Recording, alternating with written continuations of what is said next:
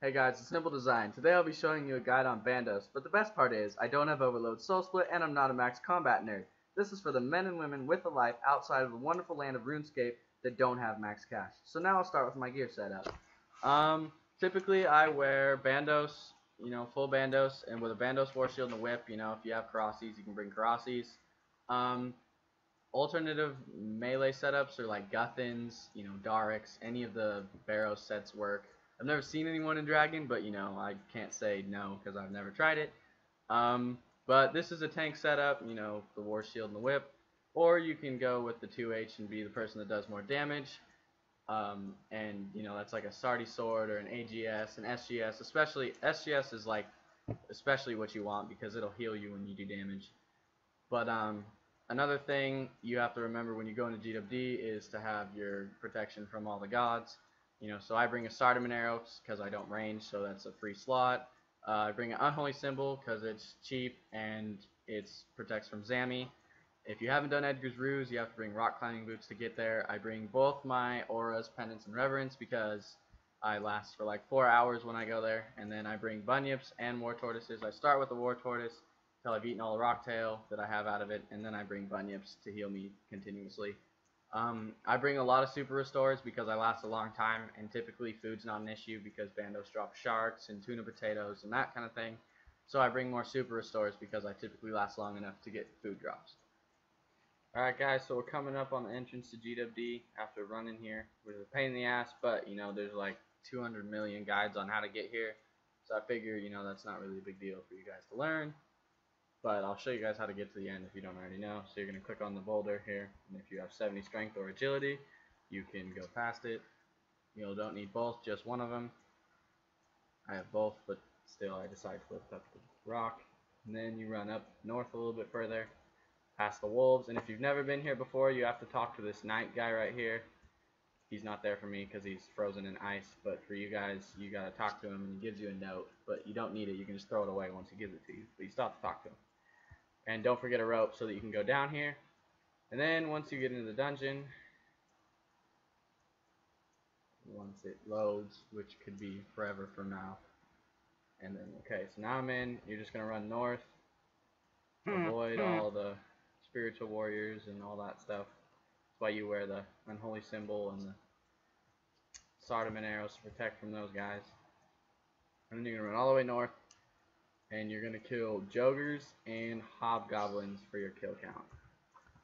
And typically, if you can, try to do it without losing your food because you're gonna want it against Bandos. So take your time getting the kill count. There's no rush. You have to get 40 of them. And my advice would be just to stay up here because if you go down south a little bit and you're not wearing Armadillo protection, the Avianzis will, wreak havoc on you and destroy your life. So, yeah, I'm going to pause the video now and I'll start up again once I get the kill count.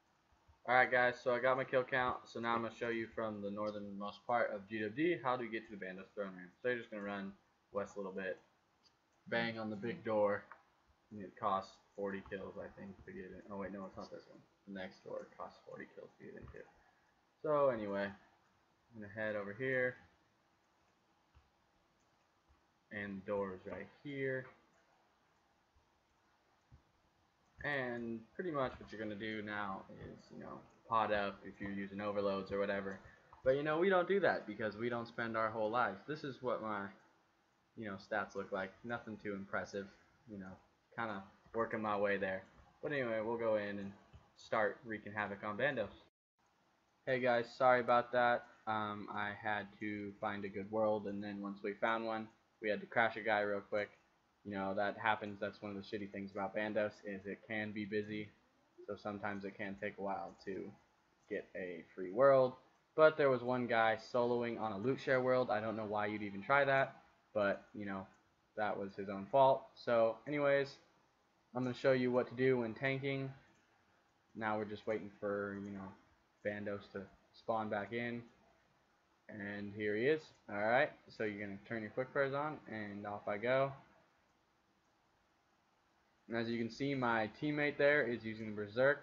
When you're tanking, you're going to want to use Incite, which is the little heart in the HP bar abilities. And yeah, another skill that I like to use, or ability I guess I should say, to help increase the chances of you being attacked rather than your friend who has, not as good an armor rating since he's using the 2H instead of, using shield, is to use provoke, which is the exclamation point, which is the number 6 on my bar.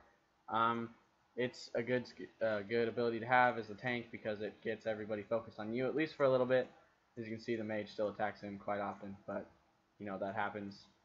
But at least he doesn't have the main boss attacking him, and I have him focused, and he doesn't really do that much damage to me, so that's okay. And anyway, wrapping up the kill here. And alright, now he's done. And then once Bandos is done, you're going to want to take Sergeant Steelwill, the mage, first. And the reason for this is obviously, you're meleeing. Mage is good against melee.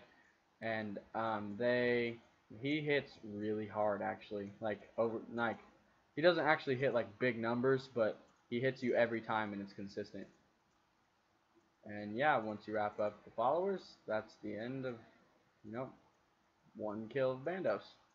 And there's an altar in the back corner, and you can use that after every, I think it's 40 kills, and it'll refuel your prayer. And another way, that can save you food is to use regenerate and rejuvenate. You can only use rejuvenate every 5 minutes because it's so ridiculously good, but regenerate you can use every time you feel your momentum, and it's, as you saw right there, 182 health per time for someone with pretty high HP. But yeah, I didn't have my tortoise. I brought him, in my inventory to show you what my inventory setup looks like, but I didn't bring one with full rocktail, so I'm just using bunyips to heal. And now I'll show you what it looks like to do the 2Hing, or zerking as some people call it. A lot of people use overloads, which, I don't have because I have a life, remember? And yeah, so now we're just waiting for Bandos.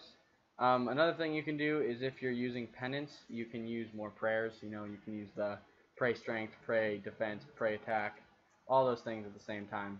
But Berserk, it's pretty simple. There's no real special thing to it. You just kind of, use whichever favorite attack and strength abilities you have, and, just hit hard and kick the shit out of them. You really don't even have to. Your stat requirements aren't really that high, like 80 plus in combat stats I recommend to be like really effective. But even, like I said, you can just use Guthans and stuff like that. Guthans is actually really good for it because of its, healing ability. But yeah, and now you've seen, how to take him down with the 2H and also take him down by tanking.